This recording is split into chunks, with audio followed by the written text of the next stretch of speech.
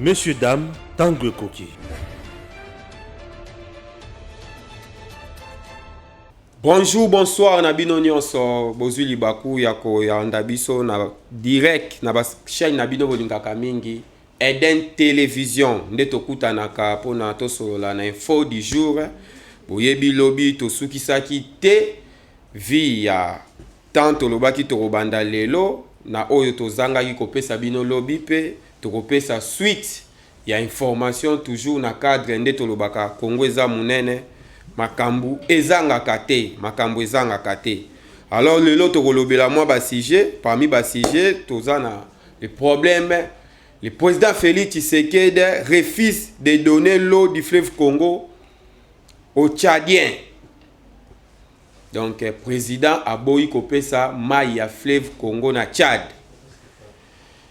Pe tokolobela lisusu oyo kutu bobengaki mingi na ba téléphone boyeba discussion au esalamaki vendredi na conseil des ministres. Ngai boyeba na obaki toko na koya tokokuta na bino na kolobango poele po msu mutu msusu ayebaki te yepe ayeba. Discussion entre deux ministres na conseil des ministres. Baweleli nini deux ministres ngo tokoyeba ngo awa. Pe boyebi sous déclaration ya Muzitu lobi eti ndi batu ba tinda réflexion na bango musika. Musu wabi Muzitu na faulu bakabwani.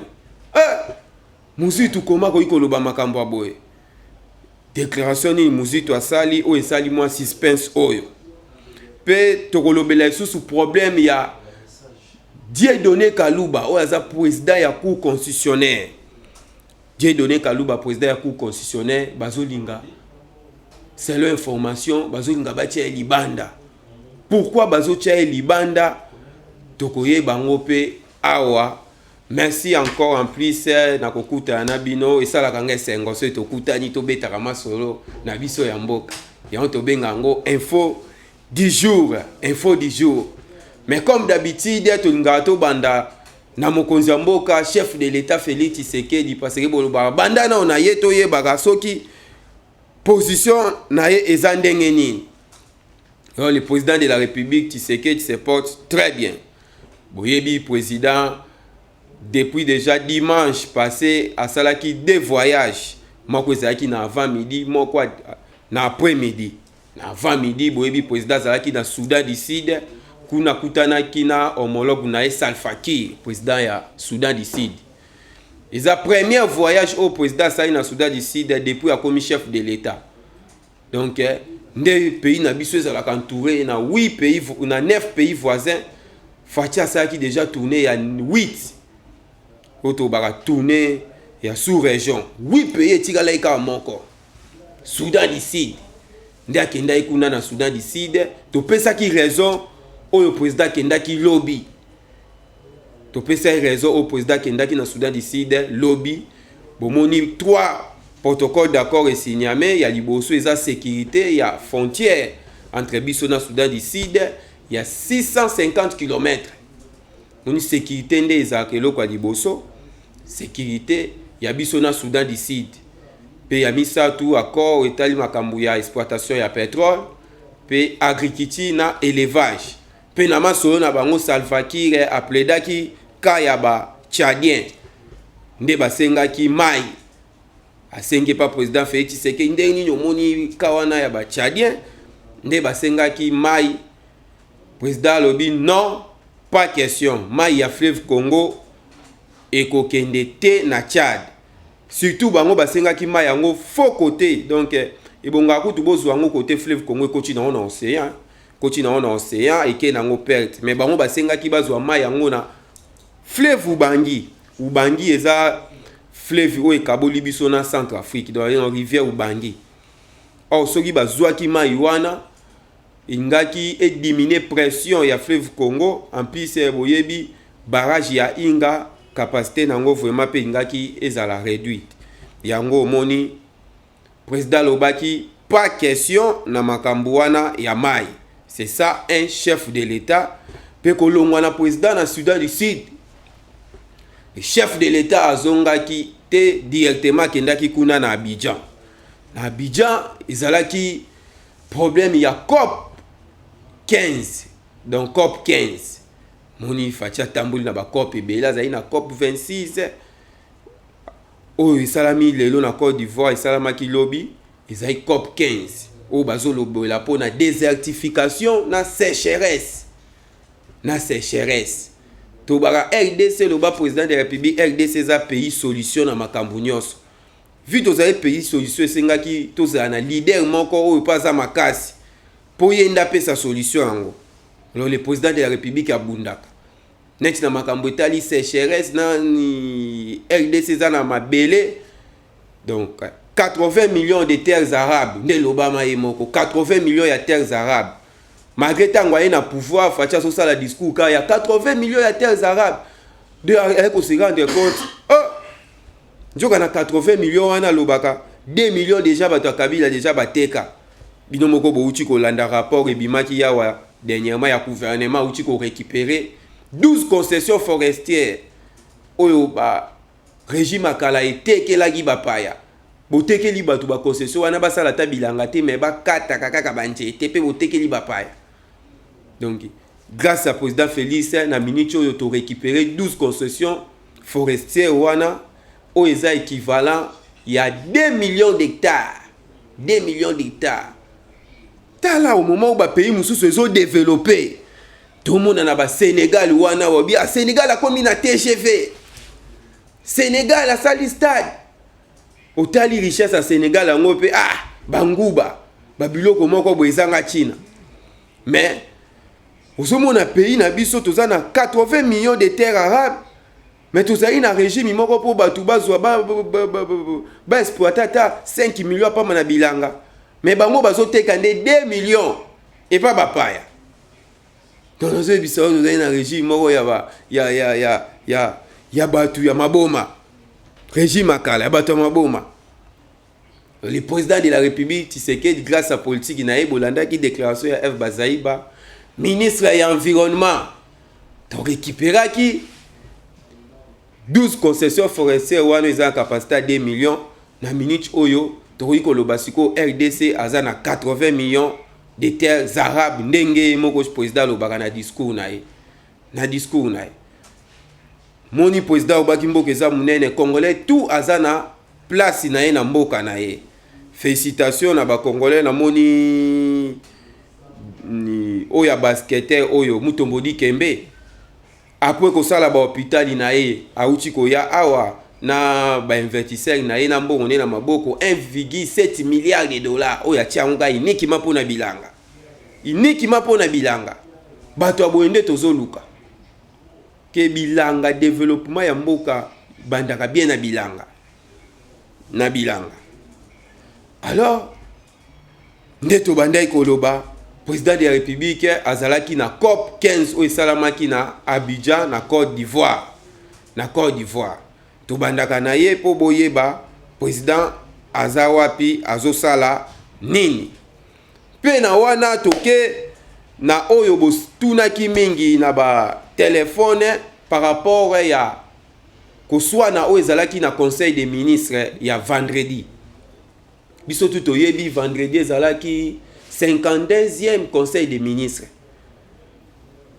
Mais avant tout que na koswa na wana eko permis to profiter mbala moko to pesa pe makambo leka ki vendredi on a conseil des ministres. Oyebi na conseil des ministres et bobi ezali le conseil des ministres au président de la République azalaki vraiment satisfait na biloko nini na ba rapport oyo azwaki mais na rapport moko nde président asepelaki vraiment nango te pe azalaki desi makasi rapport yango tokopesa pe rapport wana nde yango ekriaki mbutu koswana entre deux ministres na kati ya rapport des ministres na kati ya conseil des ministres.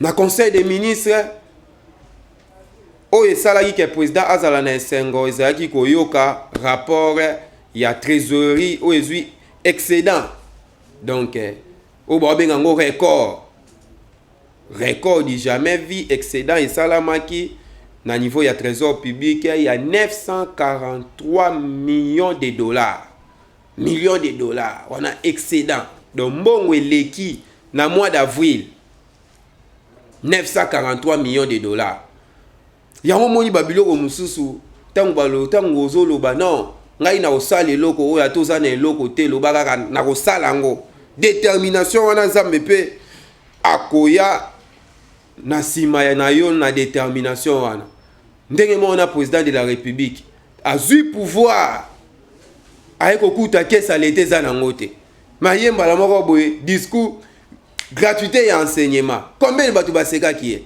oyo vraiment makambo nini azoloba mpe babimisi gratuité ya enseignement yango babi ekokute 2 milliards par an parceke atali nanu budget yango akuti ya 3 milliards me ya maloba boyebi bato wana bazalaka na babudget moko ya mopepe mais ya tie déjà gratuité kaka ya enseignement kaka na enseignement ya pamba déjà ezozwa 2 milliards par an basekaki fort babi oyo 3 mois c'est beaucoup bamarche ekosalama baenseignant bakosala bamarche vi azalaki déterminé so oza déterminé ya likambo na nzambe mpa kosunga lelo toza 3e année banda gratuité ya enseignement banda totika jamais komona marche ya baenseignant oyo bazoreklame ata mwa moko ya retard ya salaire ezalaka te ntango ya apesi ide bato ya mutema malamu baye kotia maboko bomoni babanke mondiale baye FMI baye nini baye sala eloko eza malamu ndenge moko président de la république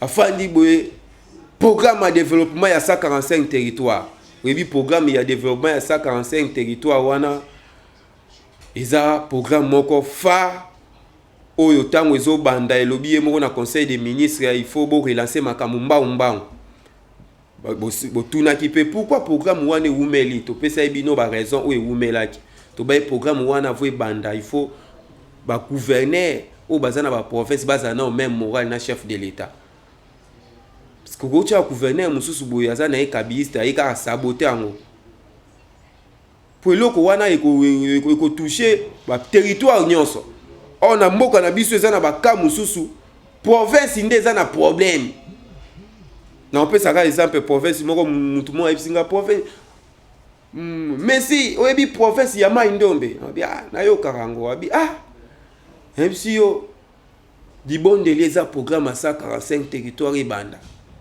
pour province wana ya Mai Ndombe ata 2 km ya makadam alfate eza te. Imaginez province ce territoire nango ekozala na ndenge nini. Allez-y comprendre. Donc il y a un programme moko avoué banda il faut batu oyo ba ozala wana o ba gérer ba province o ba gérer ba territoire wana il faut bazala batu oyo bazan na même morale na vision ya chef de l'état bazan na souci ya ko développer mboka lokola ye moko azola kisaza na souci wana lokola ye moko azola kisaza na souci wana yango moni amartela ki nanu na ba élection ya ba gouverneur. Élection ba gouverneur boyebe si la ki vendredi bino moko bolanda ki résultat na ba émission na biso to sali parce que awa info du jour ezaka chaque jour il faut rater yango te pour soko rater yango o rater makambo ebele po makambo to lobela to ozongela isute isenga ki nanu ba élection ya ba gouverneur esalama ba élection esalami bino tout bomona ki résultat nde topesaki après ba élection ba gouverneur ekota tina ba territoire la plupart ba administrateur ya ba territoire auto benga ba AT ebele majorité bazaka ba oya kala mutu musu pa ko ozala ya kala mais akoyi ko changer so ebo pesi vision mususu eza pe na ebele bazana posa ba changer. Mais il faut sikoyo kokutana na batu wana kosola na bango kopesa bango directive ya oyo bakoyi kolanda parce que makambo changer pour fatia zo travailler kaka na batu nyonso te ya sika eza na batu musu ya kala mais idéologie changer lobi non parce que comité en développement tout mon ministre ya industrie Julien Paluku oyo azalaki donc ba bras droit na ba homme fort na tango FCC ya Kabila mais atali non il faut peut-être changer to sali pe mabe mingi ye wana aza parmi na minute oyo ba ministre oyo bazo pesa ba ministre oyo bazo sala musala lolenge longo bani ndenge moko na ba administrateur mususu tolobi te balongola bango nyonso mais toza na posa tout l'administrateur ya ba territoire bazala na souci ya développement ya ba territoire pour ba territoire ebele za ya kokufa tangu président lobi programme ya 145 territoire ebele pe ba kritikaki ba territoire obongisa ba territoire yo sakana ke wana budget président ataki budget ya plus de 400 millions de dollars. Bazo seka. Ndeto lobaka na vie, il faut toujours la détermination ya eloko zo sala nzamba ucha maboko. Mais yo ko sala bwe biloko ya ba excédent oyo. Yo tie programme moko ya 500 millions mais aujourd'hui excédent ya 943 millions na mois moko. Ya omoni na conseil des ministres le président de la République qui tangwa zui rapport oyo ya excédent lobi boye. Bozwa yango bokotisa yango na programme ya développement ya 145 territoires. Donc na liro tozo kende okomona programme wana ekokoma na ba budget ya ba milliards. Nde baloba na makambu nyonso bino moko na il faut bocha impa. Bebi ya gouvernement kotia ba partenaire pe bakoya. Parce que to landa déjà ministre ya intégration régionale, ministre territoriale Guy Luando tozomona nde azoyamba batu ya ndenge na ndenge o bazoya toujours pona ko accompagner programme ya 145 territoire ba investisseur ya ndenge na ndenge bazoya. C'est ça eloko biso to lingaki yango wana. Parmi ba rapport wana nde esepelisa chef de l'État na conseil des ministres ya vendredi. Na rapport oyo ya 30% na salaire ya ba fonctionnaire ya l'État pe président de la République a sepelaki pe na yango président de la République a lobaki bocha pe mesure pona kotinda ba fonctionnaire ba komeli ba kende ba retraite. Oyebi fatia kokuta condition moko muna fonctionnaire moko mukolo 85 ans. Il y a l'école Moussous qui a enseigné à 70 ans. Donc, régime à Kalabaïba, il y a une qui retraite. Donc, Fatia Lobi, il faut bâtir mesure, moi, donc, qui retraite à Zumbongo, à qui retraite pour les jeunes, ils peuvent pas ça. Wana biloko c'est pays ça qui est dans le conseil des ministres. Mais loko ya mbutu tolobaki eza o le kai toujours vendredi wana eza problème ya des ministres ba ministre ngo banani tuza na ministre ya finance Nicolas Kazadi na ministre ya intérieur Aselo ba weleli nini oyebi conseil des ministres ezalaka ministre na ministre il faut payer sa rapport. Pour chaque conseil des ministres babimisaka ba décision bimaka wana yo ministre oyo ba pesi otashi boko sala iloko bo sala iloko bo sala iloko tango sala oyo pesa rapport tango pe ba pesi otashi sala mité oyepe ka ko pesa rapport. Mais par rapport ya iloko esalami awa mutu na mutu akokomate apesa position na ye point de vue na ye na ministre oyo asali mabe. Ngape na oloba ya ngai point de vue na ngai. Le problème c'est quoi?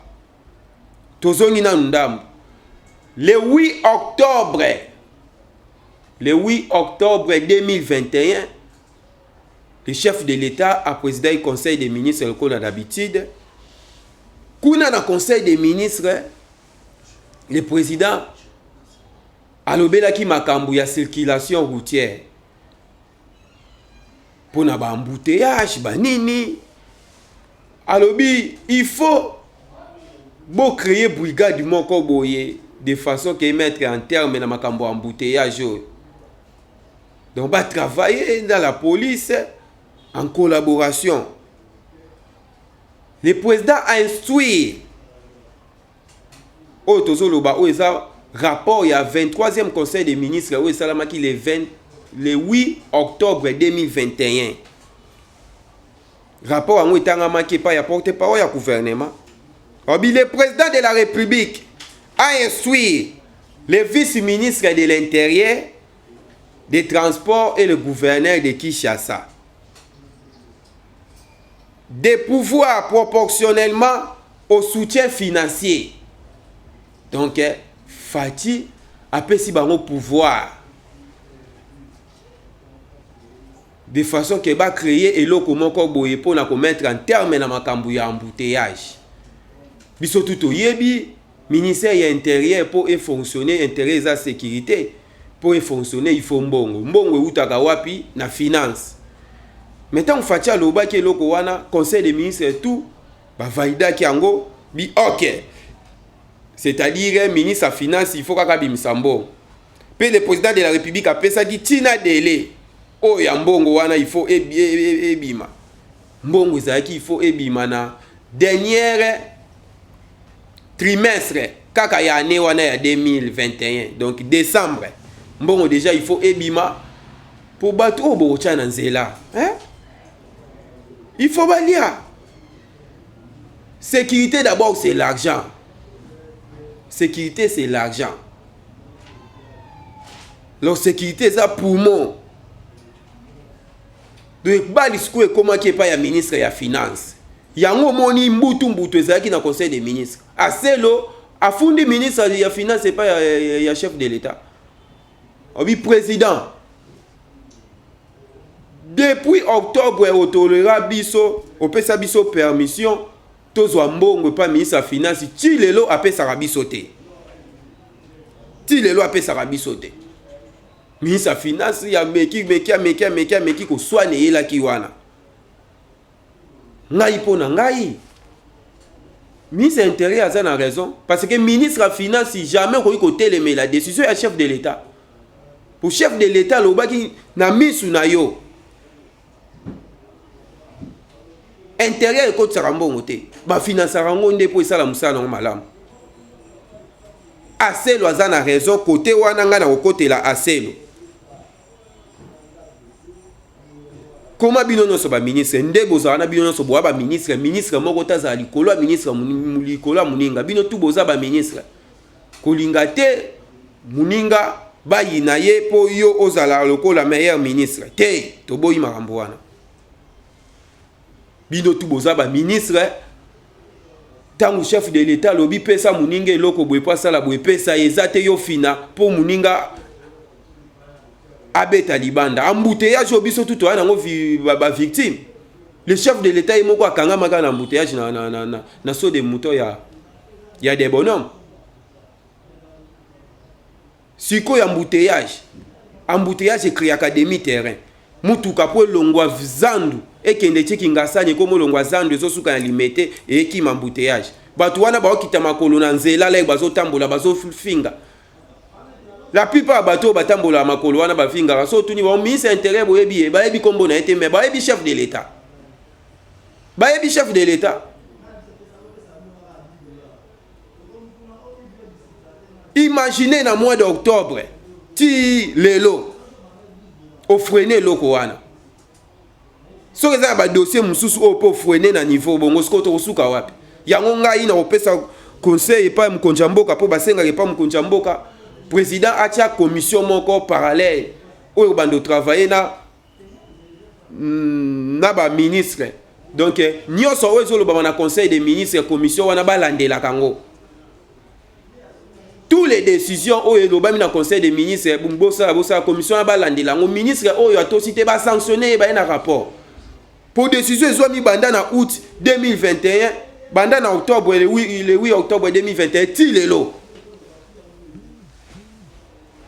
Si les lots pour financer un bon, oso bloqué. Quoi embouteillage Joana, c'est le chef de l'État de Oyo Kombo na ego tanga mamabe. Oh président ça na problème était déjà si ça y makambuno sont déjà fandaki nae. Nicolas Kazadizala souple. Président to sengi kaka commission wana bosala ngo elandelaka ba décision tous les autres na conseil des ministres o ya réalisé té aleki nani na discipline balongo lié parce que tout ça n'a temps à perdre. Tout ça n'a temps à perdre. wana oyo botunaki we lekaki vendredi na conseil des ministres boyobaki nungu eleki ezalaki nini explication nango yango wana na obaki mutu na mutu pe apesa commentaire na ye ngai mpo na ngai bolandi ngai naza pour ministre ya intérieur aselo na ka oyo naza pour ye aza na raison ya kosilika po yende mutu kombo na ye kokende mabe tango bazoba ba policier oyo bazosala boye yende mutu ezokende na mutu na ye o mutu nyonso abikaka na salaire na ye tango yo akotia ba policier ona nzela finance ezobima te policier wana akozongela toujours système ya mwamba bampuku mbota likaso réputation wana ezobeba du bato batia na nzela il faut bazala bien payé wana débat ou elekaki na conseil des ministres entre ministre ya intérieur na ministre ya finance alors le problème mususu kaka oyo tolobaki na ba sujet na biso ya ebandeli tolobaki pe Adolphe Muzitu atubeli Adolphe Muzitu afin façon président Félix Tshisekedi azo gérer mboka et convaincre ye bolandi déclaration ya Adolphe Muzitu nde alobaki lobby Muzitu alobi finalement nini en fait Adolphe Muzitu est convaincu de la performance historique ye moko alobi performance historique ya recette ya caisse à l'état sous Félix Tshisekedi iloko wana bato bazotuna iloko vraiment bimé pa Muzitu ndenge nini c'est ça opposition tolingaki yango yo eza to opposition ya eni moko boyo moni mutu moko asala eloko mabe ya bien yo eni de so tiango tina nini oyo komi mutu ya Fayulu afandi ya wana ya Shader afandi ya bango tu bayembaka tokende te tokolala wa baboma biso Kabila zonga bato Fayulu wana bakomi kolela Kabila zonga. Félicitations à Adolphe Muzitu quand même on comprend de mususu obi makila ba congolais comme oganga tolobaki yango pe mikolo ezo ya ba congolais bango na bango ba sala bloc batu pe ya ba nationalité flou bloc candidat ya ba congolais de père et de mère Fati Beton tolobaki yango Muzitu à reconnaître performance historique ya mobilisation ya recette de l'État sous Félix Tshisekedi. Jamais fait. Azaka premier ministre, mais so monia lobé loko oyo, c'est-à-dire avec comprendre que non, toshira kimboka, mais façon muto azo kumbela ngo eza différent. Tozo finga ye mais asa mutema tozo ndima. Na opesa kaka exemple. À l'époque, à l'époque d'un régime passé, imaginez mboka munene lokola RDC ande kokotisa kaka 250 millions de dollars à pamba par an. Wa direction générale ya na compte ya ba impôt par an. Parce que le président Félix kaka na mois d'avril DGI et sali 1,5 milliard de dollars. Naba obando kote sa 250 millions par an. Na oya saliga na mois moko 1,5 milliard de dollars. Mais il faut la mouté mama betondo qui po boya oboya. Président Félix Tshisekedi po boya il faut la mouté mama betondo. Na eloko wana. Yango Muzitu azana réseau ya kondima. Muzitu andimi yo pe ozo excité ozana ba excitation sala tout emboîter les pas toyebi ke bozo ndima na bino mais misusu déjà de ba pesa position pas si po aleka na te valoba. Félicitations encore na Adolphe Muzitu nde ondimi enfin Fati abimi premier président na o etali performance historique ya mobilisation. ya recette de l'État. Yango nde eloko tolingaki yango wana. Fatia utiliser magie mon côté. Kaka babiloko na bino bozalaki nango. A changer pe constitution te. Kaka babiloko ba loi wana kaka. IGF oyo ezose comme sala musalo ezaka IGF ezaki na kala. Parce que tu la lingeti wana utawa. Mais si la lingeti azaka na kala. A travailler pe na bato Kabila. Mais yé moko asali discours à lobby. Koya président Félix Tshisekedi nde tokomo travailler avec na donc na kimia nyonso na pete nyonso pression eza lisusu te.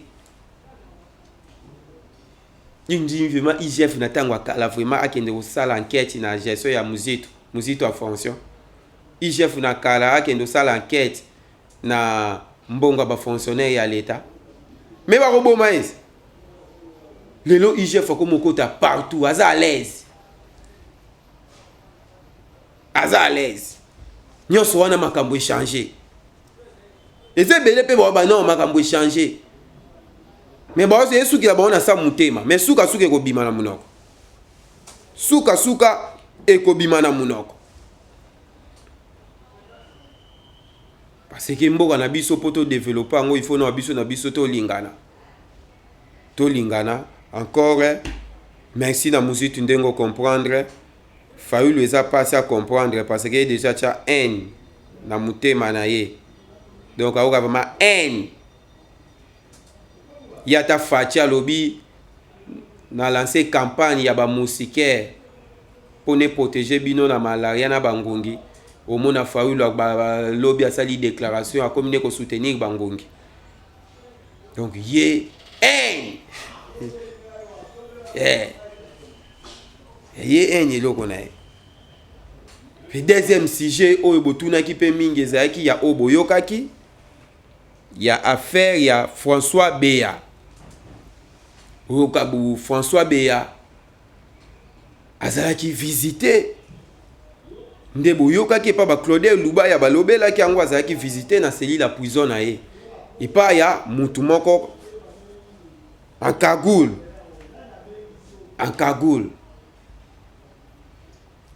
Qui est François Beya? Oui, François Beya, c'est ancien conseiller en matière de sécurité à chef de l'État, puis au Abandé occupé CNS, Conseil national de sécurité. Bakanga qui est à Wazobeta déjà moi. Depuis Bakanga qui est Olanda qui porte parole, il y a chef de l'État, il y a qui va indice moko sérieux. Où ils ont la saké bateau, bandé ko préparer loko moko ya mabe pour namboka, pour namkonzi ya mboka. Pour namkonzi ya mboka. Alors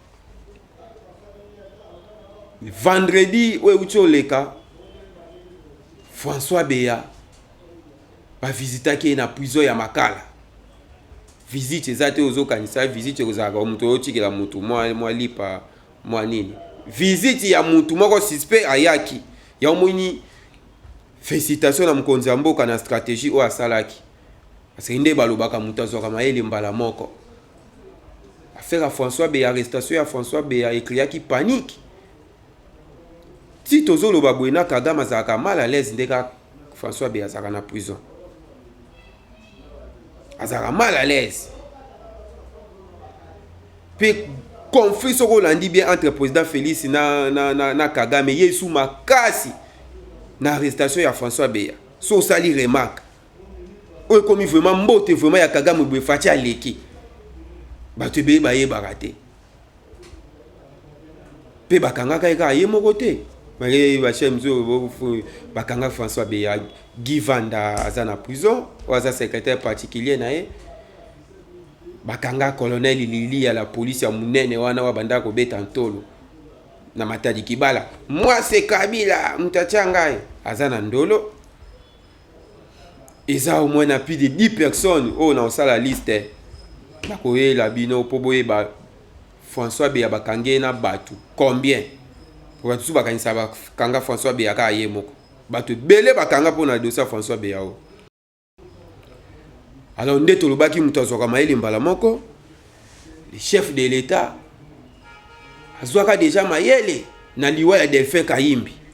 oyebi DFC Kayimbi ezali kaka presque bameme nkana ba François Beyao ye bakangaka na aéroport pupu na matériel ya espionnage mpona koespionner chef de l'état bakei na ye kuna banjo samba boyebi à l'époque wana président de la république nana change ate eloko moko te na armée bao basambisaka kaka basoda kala oyo basalaka nini kaka basoda kala donc ti bazosambisa yo makambo ozoloba kaka le même bato wana bazotindaka ta alobi boye bo faire attention alinga po ata bino boye pa sko erreur ezalaka ya DFC Kayimbi ya bandaka kosamba azozonga ndako azozonga ndako premier jour ya boye yo ba matériel na maboko outi nango wapi afredc soda abimaka pambala te obimaki na autorisation ya nani matériel yango eza na ya nini ya espionner nani bopesanga na mai apesi na mai ya meli ezali mpona na espionner mokonzi ya mboka oesiwe mokonzi ya mboka nani atindi yo question wana nde ezalaka problème oyo esalaka DFC Kayimbi toyokaka na ntongo boye adaye nani atindi yo tu vraiment zwi mai susu ameli na répondre bino mais lobby vraiment na répondre bino tant kaka lobby yango makambu tolamuka na ntongo boye pour mutu moko bapendre DFC Kayimbi chef d'état-major chargé ya renseignement akufi donc imprudence wana ipesaki mayele na baservice ya sécurité nyonso donc mutu oyo aza mutu moko ya baniveau ya likolo oyi ba DFC Kayimbi wana baza bamasa vraiment ya Kabila ba François Beyao travailler trop bayebi mambo ebele donc mutu aza niveau ya likolo so bokangi ye bosambisaka ye te lisusu azongaka ndako yo mutu bakangi François Beyao bafandisi ye na aner ebombaka mutu te batan ebele mais ye vraiment bafandaki na aner azonga ndako te aner prison makala kisoki azongaki ndako parce que ka wana mpe baolinga mpe il faut koboma trace nde tobengaka azongi ndako batie François Beyambala moko na prison ya makala alo na prison ya makala kuna bandokolo miso batiki te bolandi déclaration ya ba ONG na ye oyo esoutenaka ye mpe déclaration ya député ya Kasai Claude Lubaya oyo auti koloba semaine passée François Beya bavisitaki epai ya mutu moko boye aza cagoulé donc aye vraiment na mission donc élimination heureusement aye na fausse cellule c'est-à-dire cellule na ye oyo ya kala azalaki nango na prison ya makala oyo déjà baremplaçaki ye déjà na cellule mosusu aye wana na cellule wana pupu mutu wana François Beya aza te heureusement bakangaki mutu yango na baservice ya sécurité tokoyebaka mutu wana il faut baprotéger mpo eza makambo ebele akoloba ndenge moko ntango DFC Kayimbi akufi président na mukanda na ye ya condoléance aregretaki makasi ya mutu oyo ifali pa kufa ayebaki makambo ebele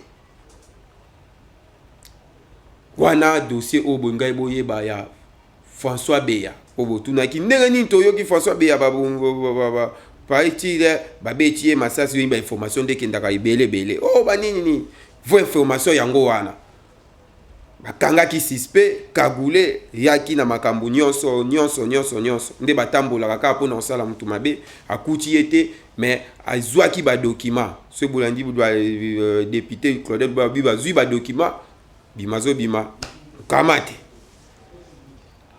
bakangaki pe dossier na biso ya suka eza oyo tolobi ya cour constitutionnelle boyoki kake beti bou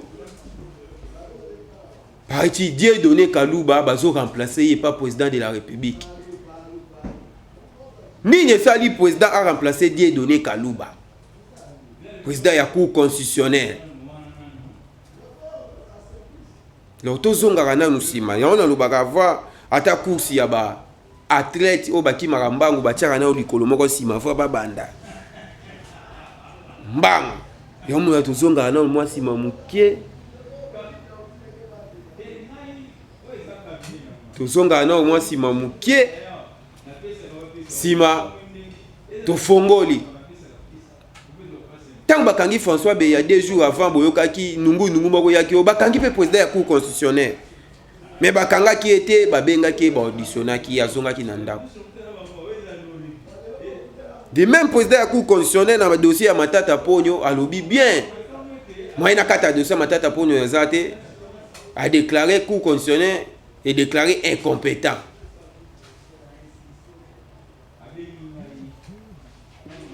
Mais le lot est Kolanda Bobi va remplacer président ya cour constitutionnelle. To yebite pourquoi bazo remplacer et puis nanya koya na place wana. Bazo remplacer juge moko ya cour constitutionnelle. Faut yeba bango tout ndonde bazaka bongo bazaka ba juge si ma ba vota kasko président. Donc changement wana selon loi na bango esala makomo ya après 3 ans. Ce qu'on to calculer fati de abeti 3 ans. Ah oui. Changement wana esalamaka après 3 ans. Minute oyo nazoyebisa bino bato ebele baza na suspense ndenge nini Dieudonné Kalouba azolongwa mpona problème nini mpona problème nini. Yango nalobi chaque jour tokutanaka tosololaka bokoyeba suite parce que awa nde bokoyeba suite ya ba information tout awa tokomi na niveau nya tokomi na niveau nini. Bokoyeba suite ya problème ya Dieudonné Kalouba. Bokoyeba suite ya enquête parce que kobosa na te lobi to obeta masolo ya mal à l'aise. Mal à l'aise et continue ensemble. Parce que le président a ordonné arrestation ya batu moko boy. Batu ngo banani. Pe basali nini. Enquête ya IGF il y a 2021 à Katanga, de 2007 jusqu'à 2015, Kalate Mboumanango ezobota. Merci Tokutani Lobby pour l'info du jour, comme vous me nommé. Ba commentaire na bino par rapport ya dossier ya 2 ministres. Ya finance, na ya intérieur, na nyazana raison, na nyazana tort. Esengo mingi ya ko partager na bino lisusu na banzi lobby toko développer maso mususu bae. Messieurs, dames, Tanguy Koki.